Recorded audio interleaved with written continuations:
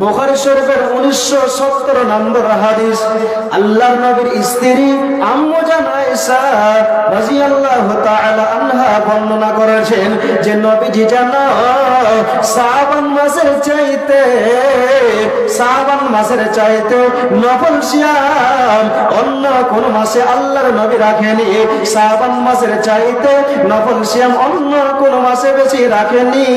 তিনি প্রায় পুরো শাবানি সিয়াম রাখতেন এবং আল্লাহ রাসূল বলতেন, তোমাদের যতটুকু সামর্থ্য আছে ততটুকু আমল নফল আমল করার চেষ্টা করো, নফল আমলগুলো করার চেষ্টা করো। কারণ তোমরা যতক্ষণ পর্যন্ত আমল করতে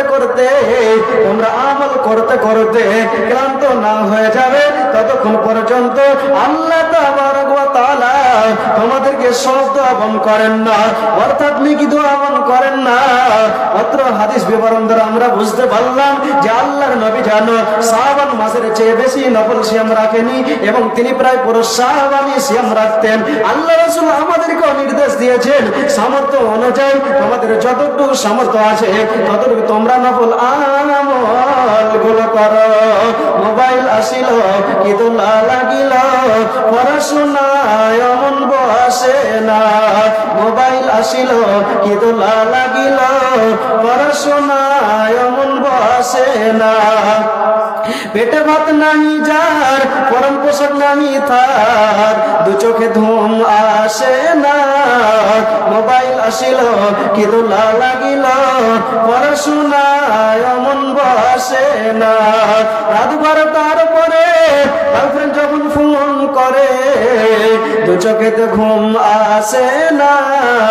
সারা রাত জাগিয়া ফোন চ্যাট করিয়া, সারা রাত জাগিয়া মোবাইল চ্যাট করিয়া ফজরের নামাজে ঘুম ভাঙে না। মোবাইল আসিল কি দোলা লাগিল, পড়াশোনায় মন বসে না। মোবাইল আসিল কি দোলা লাগিল, নামাজ রোজায় মন বসে না।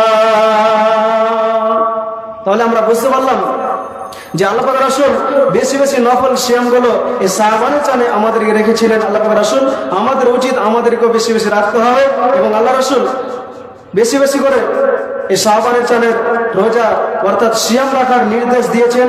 মাসে 3 দিন 13, 14, 15 তারিখে আল্লাহ পাক রাসূল রোজা রাখার নির্দেশ দিয়েছেন। কিন্তু বেশি বেশি আমাদেরকে শাবানের চাঁদের রোজাগুলো রাখতে হবে।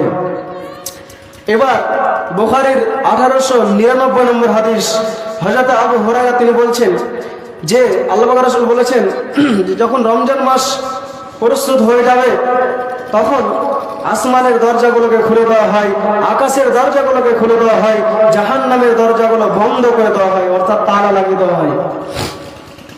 আল্লাহর নবী বললেন,